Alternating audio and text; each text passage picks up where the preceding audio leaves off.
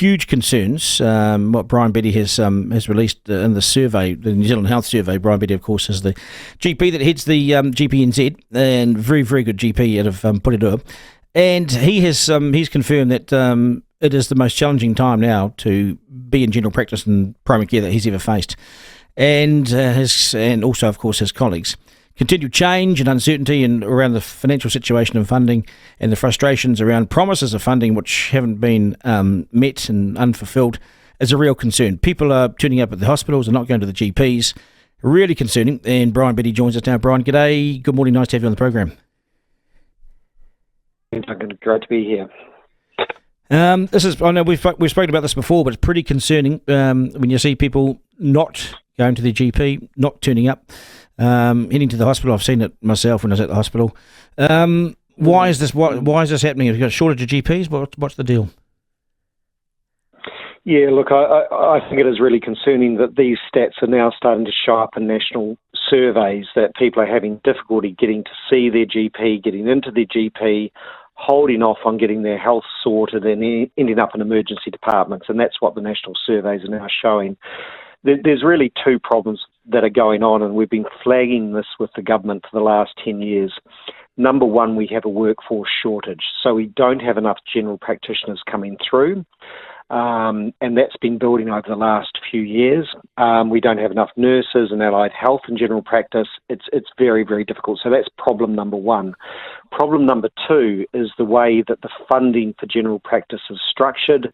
It's not keeping pace with inflation, therefore practices can't employ extra doctors, extra nurses to service their population. And as a result of that, what we are seeing is a lot of practices around the country are now closing their books, not allowing new patients to sign up, restricting access, or people are having to wait 2, 3, 4, 5 weeks to get an appointment. And that's a pure result of this combination of workforce shortage and problems with the way general practice is funded in New Zealand.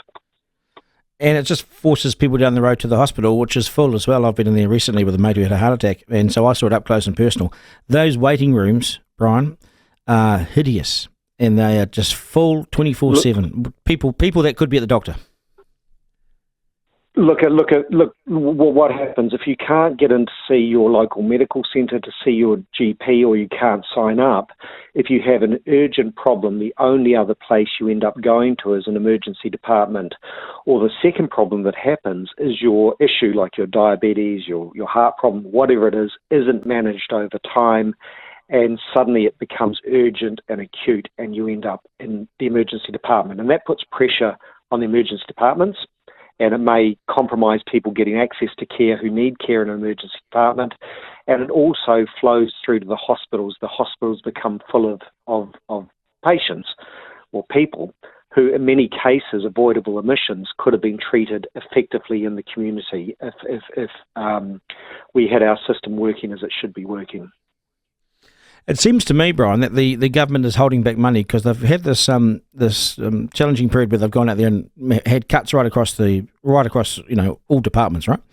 And so we've seen that. But I'm told, and I've interviewed people around this and received emails and all sorts of information, that there are doctors there available, that there are nurses there available, but we're not hiring them because there's some kind of freeze on staff right across the board. And because they're not putting the money forward. So if you freeze the money, you freeze the staff, you freeze the hiring, people who have trained don't get jobs. It seems bloody ridiculous.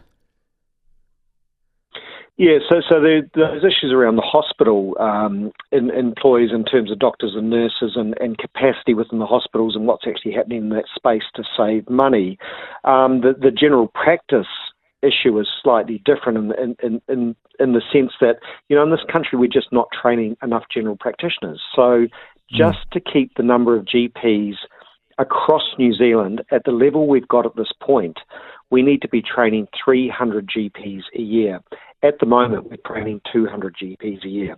So we've got this deficit that's built up over the last 10 years where we can't supply enough GPs into the sector. So it's not a matter of not being able to be employed. It's a matter we just actually don't have enough coming through. And that is a very, very serious problem for the general practice sector at this point and for the people of New Zealand. Oh, that really is a concern, because this is what stops you in the hospital, and this can sort out so much of the hospital waiting list by going to you guys. Now, how many how many GPs short are we, do we think, around the country right now? If you just do an audit right now, how short are we? Okay, we're estimating probably around 400 to 500 GPs across the country short at this point. In comparison to international other jurisdictions internationally, like Canada, Australia, we fall behind in terms of the number of GPs per 100,000 of the population. So we are behind compared to other comparable countries.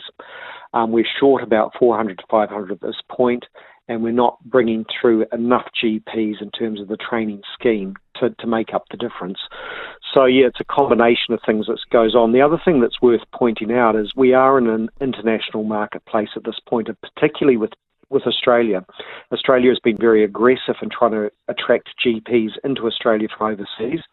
New Zealand is a very attractive place because we've had very highly qualified general practitioners in this country, and they've been very aggressive in trying to make up some of their shortfalls that they're seeing. The UK is the same, Canada's the same, Ireland's the same. So we have this international competitive marketplace where countries are vying for what has developed to be an international shortage in terms of general practitioners across the world. So it's a number of different issues that are coming to the fore at the moment.